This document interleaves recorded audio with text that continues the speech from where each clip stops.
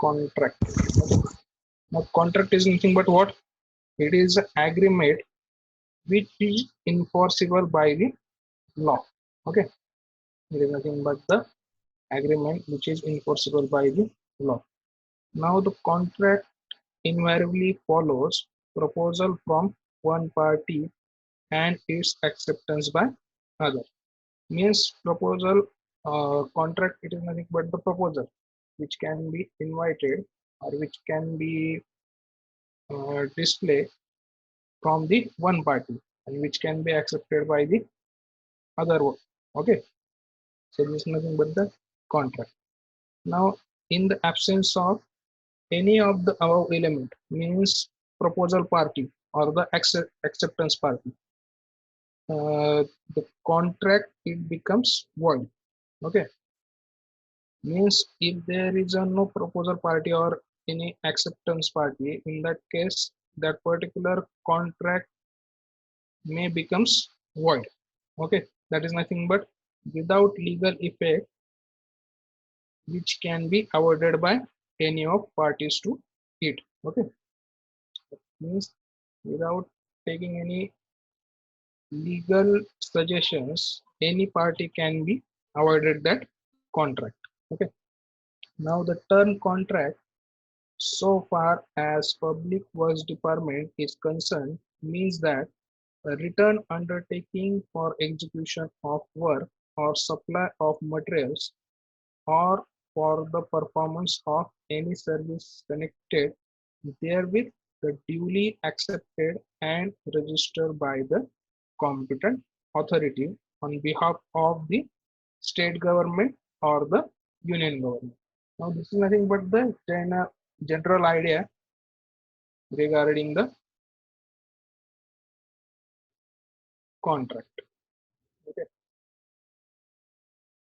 Now the next part we are seeing, that is nothing but the essentials of valid contract. Okay. Now what this essentials of valid contract means, that before starting this point, first we have seen that which contract we called as a valid contract. Okay. Now valid contract, it is nothing but it is a contract shall be made by the parties competent to contract. Okay, means both the parties are the competent to do that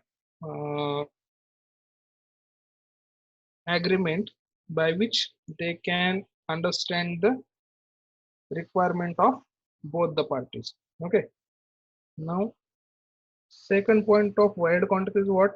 The valid contract, it is nothing but the contract shall be made by the free consent of the parties.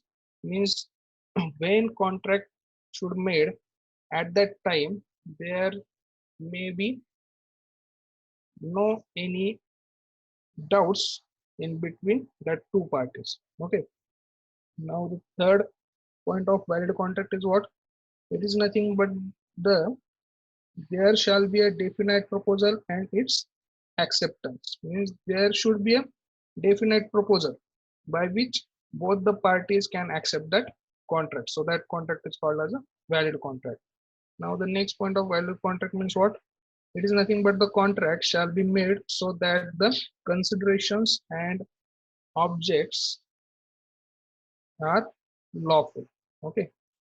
And the last point of this valid contract is nothing but it is nothing but that contract means shall be certain. Means the whatever the points we have mentioned in that legal document, that should be a certain. Means there should be a no any critical wording used, so that there should be a confusion between two parties. Okay, so that contract is called as a valid contract.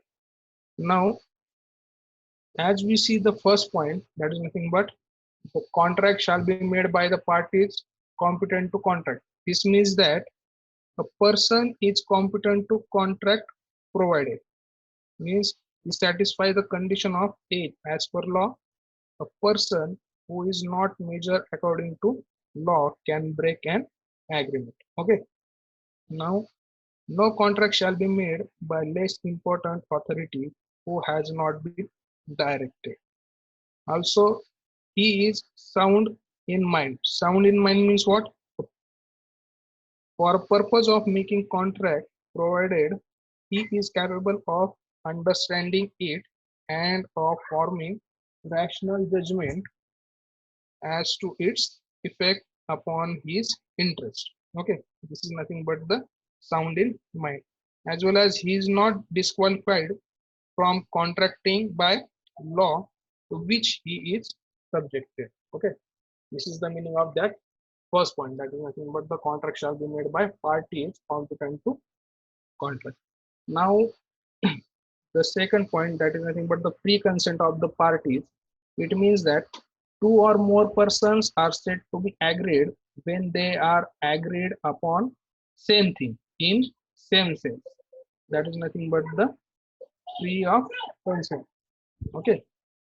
Now, it is not caused by under influence. The relation between two parties performing contract are not such that one of the parties is in position to dominate the will of others. Means the any one party from that two parties may not will that they can influence the first person opinion. Okay.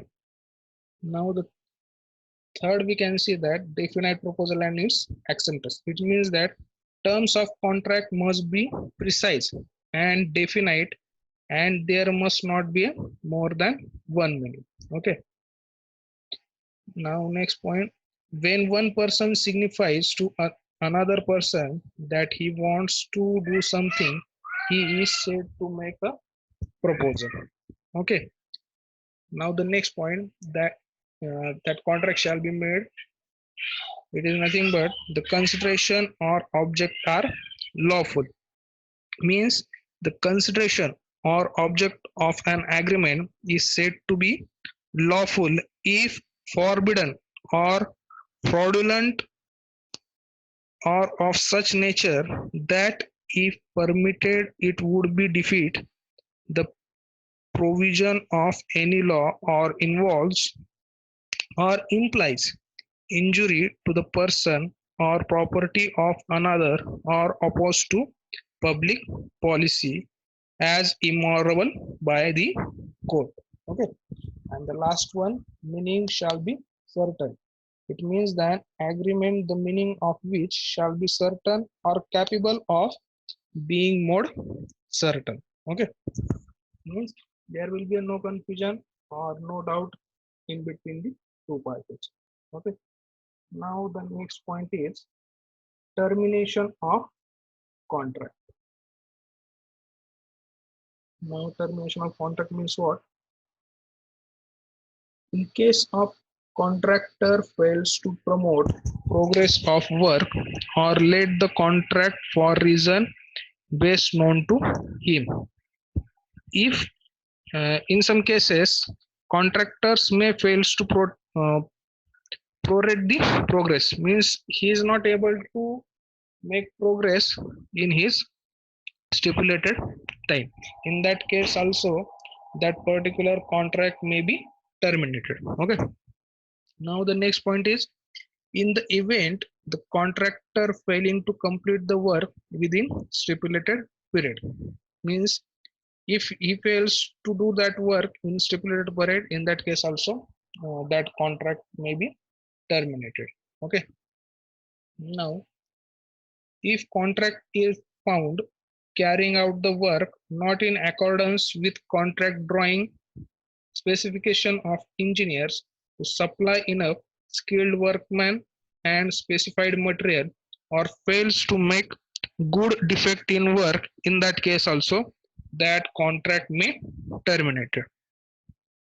Then contract may also be terminated by employer due to change of policy, non-availability of work. In that case also that contract may terminated. Now contract may be terminated with free consent from both the parties. It means that if there may be any doubt regarding the contract, in that case also both the party make some pre-consents and can terminate the contract. Okay. In case of contractors fails to defend himself or notice remain wire plied, the contract can be terminated by the owner.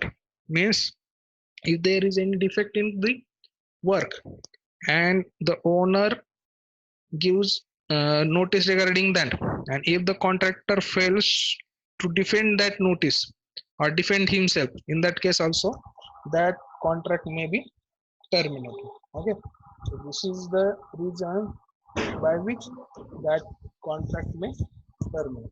Okay, now the next one is types of contract. Now there are three types of contract. Here you can see that the types of contracts are item rate contract, lump sum contract, and third one is cost plus percentage rate contract. Okay, now very first you can see that item rate contract. Now this is also called as a unit price contract or schedule contract. For item rate contract, it is important that contractors are required to assign rates for individual item of works on the basis of schedule of quantities. Okay. Now, this schedule includes full nomenclature of the items as per sanction amount estimated. Okay. Now, the final total of the amount tendered for the work is also drawn up by them. Means that contractor have to drawn up that tender amount. Now, this type of contract is generally followed by railway department. Now, railway department generally followed this type of practice or this type of contract as there is a very big projects, so that they have significance to adopt item rate contract. Okay. Now next we see some advantages regarding this item rate contract. Now the first advantage is nothing but what?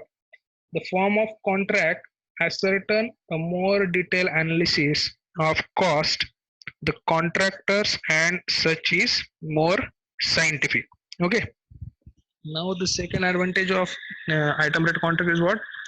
The departmental offices are to work out the schedule of quantities against each item of work, and the contractors are to work out rate against each item. So these are the some advantages of item rate contracts. Now there are some disadvantages also. The very first disadvantage is what? The basics of this type of contract is the item wise rate offered by contractor.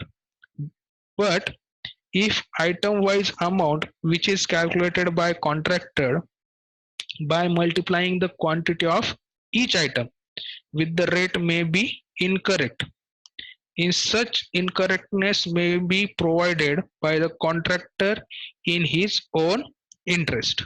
Okay, so if item rate contracts, if we take any tender in item rate contracts, in that if there is a fluctuation in rates, in that case there may be a chances to get loss for doing that work. Okay, so this is the disadvantage of item rate contract. Now secondly we see the lump sum contract. Now a lump sum contract, it is nothing but a procuring construction and still the most common form of construction contract. Okay, it is a traditional mean. Lump sum contract, it is nothing but the traditional means of procuring the construction. Means when we start any kind of construction, okay, before starting the construction, we have to know the estimated cost of or the fair estimated cost of that particular constructional works. So by knowing the market rate, we can estimate that particular construction. So we know the lump sum amount of the amount required for that particular construction. Okay, so this is nothing but the lump sum contract. Now, under the lump sum contract, a single lump sum price for all the work is agreed before works begin. Okay. Now the advantage of lump sum contract is what? It has advantage that owner knows beforehand exactly what the work will cost. Now the second advantage is what? In terms of additions and alterations, detailed measurement of the work done are not required to be recorded. And there is a lump sum amount which owners had to pay to the contractor, so that there will be no need to take the measurements of that particular construction work. Okay. Now the disadvantage of lump sum contract is what? Under such contract, it is essential that the work be accurately and completely shown on drawing and described in the specification, so that condition should be available. Otherwise, disputes can be arises in between owner and the contractor. So this is the disadvantage of this lump sum contract. Now third one, cost plus percentage rate contract.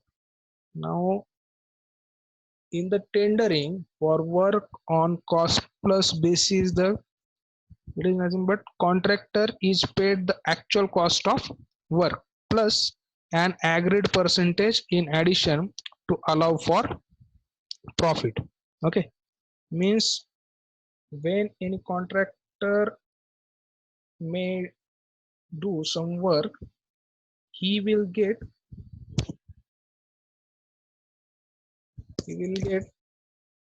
the wages for that particular work. Additionally, he will get some percentage decided in between the owner and that contractor. Okay, this is nothing but the cost plus percentage rate contract. This type of contract is generally used when conditions are such that labor rates and material rates are liable to vary. Means there may be a variation in between the labor and material rates. In that case, these kind of contracts may be emerge.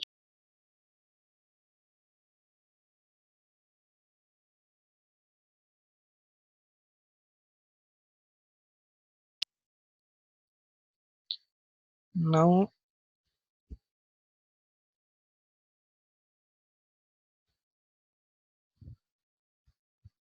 the advantage of this cost plus percentage rate contract is this contract can quickly withdraw, agree, and also work of an urgent nature put in hand, finished without delay.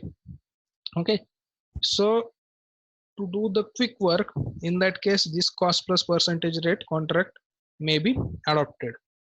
Okay, now, this type of contract is suitable when work cannot be executed by other type of contracts at competitive rate due to execute by other type of contract at competitive rate due to uncertainty and fluctuation in market rates. Okay, so these are the advantage of cost plus percentage rate contract. Now the disadvantage of this contract is what? As the close supervision is required, it is unsuitable for work where the necessary staff is not available. Okay, it is to the contractor advantage to make the cost as high as possible. In such case, means in cost plus percentage rate contract, contractor have the advantage to make the cost as high as possible. Okay, now due to that, owners may get in loss.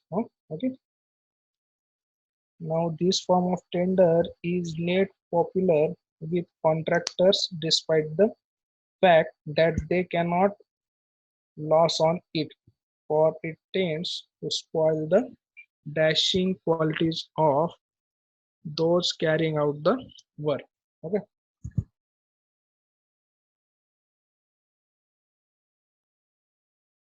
Now the next topic is time as an essence of contract. Now the regular meaning or the dictionary meaning of this time as an essence of contract means what? If any contractor may fails to do that work in a stipulated time period, in such case, at the present time, whatever work you did, that is the essence of that contract. Means in our Marathi language, that is nothing but the सार. जसं आपण म्हणतो एखाद्या गोष्टीचा सार जो असतो, सार म्हणजे काय, अंत. त्याचाच अर्थ म्हणजेच काय, the essence of contract. Means if he fails to do that work in a stipulated time, so he may lose that contract at that stage where he completed whatever the work at the present time. So this is nothing but the time as an essence of contract.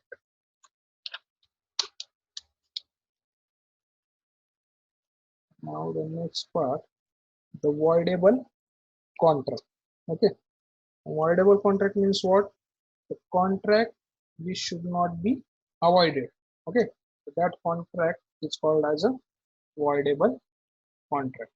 Now, a voidable contract is nothing but a formal agreement between two parties that may be rendered unenforceable for a number of legal reasons. Okay, some reasons of that can make a contract voidable include failure by one or both parties to disclose a material fact, more terms that are unconsiderable, or a breach of contracts. Okay, so due to some mistakes, mispresentation, or the fraud, if any party, means the first party, that is owner, and the second party, that is nothing but the contractor, uh, may did some mistakes or some mispresentation, in that case that contracted may be voidable contract. Okay, now a voidable contract is originally considered to be legal and enforceable, but can be rejected by one party if the contract is discovered to have defects. Okay, there may be defects in between the contract, in between two person. In that case, there may be a rejection of contract. That's nothing but the voidable contract. Now, a contract that is deemed voidable can be corrected through the process of ratification. Okay. Now, contract ratification requires all involved parties to agree to new terms that effectively remove the initial point of contention present in the original contract. Ratification means what? That two parties may do the new contract. Okay, ratification, it is, that means that, or the simple meaning of ratification is what? They have to make the new contracts. Okay, so in that new contracts there should be change in that particular clause by which they have disputes regarding the previous contract. Okay, now this is again the voidable contract. Now next we see general and specific conditions of contract. Okay, general and specific conditions which are mentioned in contract. Okay, now the first condition is nothing but the amount of security deposit. As we had seen, what is meant by security deposit in unit number 5th. Okay, security deposit, it is nothing but the money which can be deposited when you awarded by the tender, when any contractor may awarded by the any tender. In that case, in that stage, they have to submit the security deposit, which includes the earnest money also. Now, this security deposit may vary from 5 to 10% of the estimated cost. Okay. Now, next condition is the compensation for delay. Means you have to, or the contractor have to do that work in a stipulated time. If he fails to do that, then there may be some compensation. Okay, which that contractor have to pay to that owner or the competent authority. Now the next condition is action when whole of security deposited is forfeited. Okay, means if contractor may fails to do something work which is mentioned in contract, in that case that security deposit may forfeited. Okay, now the next one is contractor remains liable to pay compensations. Okay, so as there is a legal document between owner and the contractor, so contractor remains liable to pay his compensation when there is a delay in work. Okay, now next condition is the extension of time. If the relation between owner and the contractor may be good, in that case there will be a chances to extend the time of construction or the extend the time of that particular work without any compensation. Okay, now the next is completion certificate. Then next is payment certificate. The next condition or the general condition is the payment of bill, then departmental materials.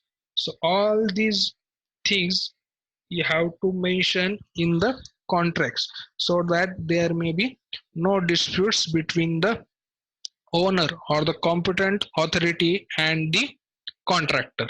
Okay, so these are the some general conditions and the specific condition which have or the contractor and the owner have to mention in their contract or in the legal document. Okay, so today we will stop here. There is a general notice in your group. I have posted some MCQs. Okay,